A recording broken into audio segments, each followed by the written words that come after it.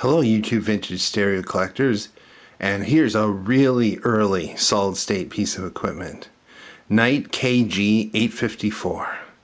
It's a stereo amp, and it's actually got, for its time, some pretty cool features. Some of them you don't need maybe, but it's got tape phono tuner aux, so it's a mag phono.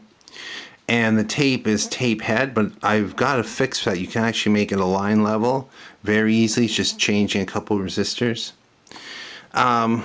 Stereo reverse, loudness, scratch filter, rumble filter, stereo mono, power, and a phone's jack.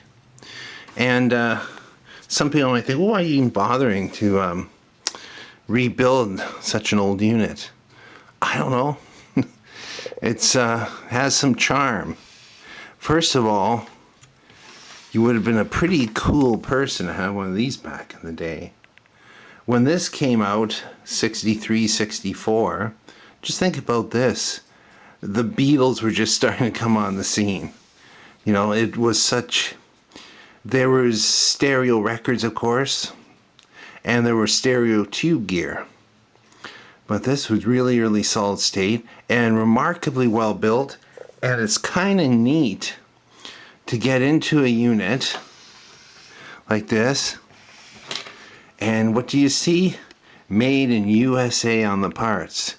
Except for one exception. Let's show you back here for a second.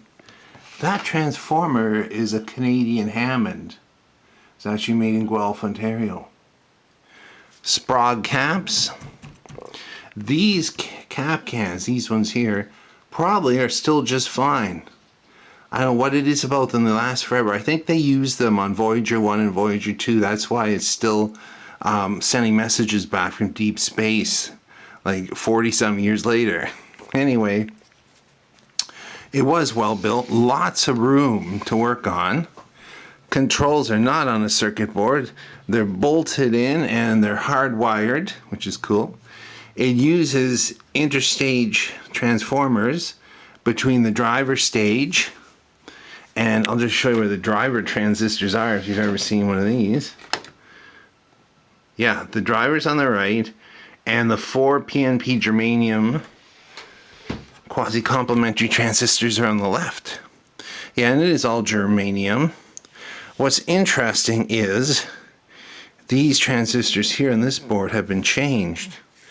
They're later germanium transistors, later 60s. That would have been the weak point.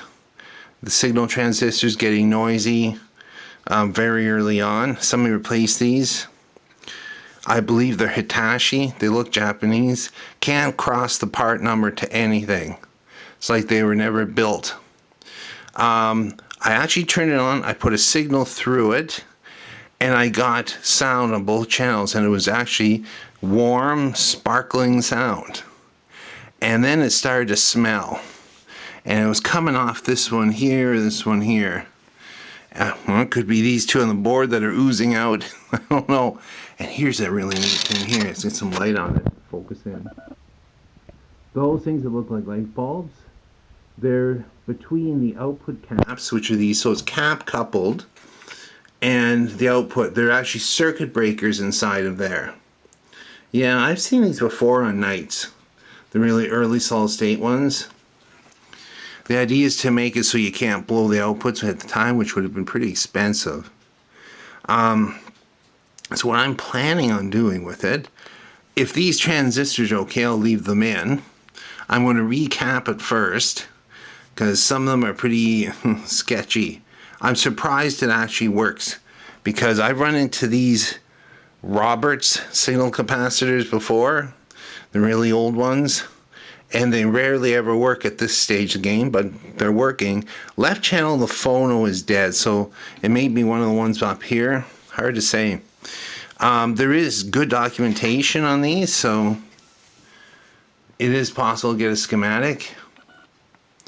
So I'll recap it, take the output transistors off, just test them, see how good they are, clean them up, put some new thermal grease on them, and just go from there. What to expect from this? Well, it's about 15 watts per channel.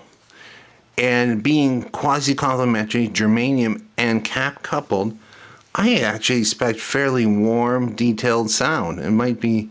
I'll tell you what. I haven't had this model, but some of the smaller ones in this lineup, and they actually do sound really good. They're just not powerhouses, but and they work good, and they just have an aesthetic. There's a wood sleeve that goes over it, and there's even a metal piece that goes over this to shield it. Looks like a little box that you made in shop class. Anyway, think of what music would have gone through here in the 60s, huh?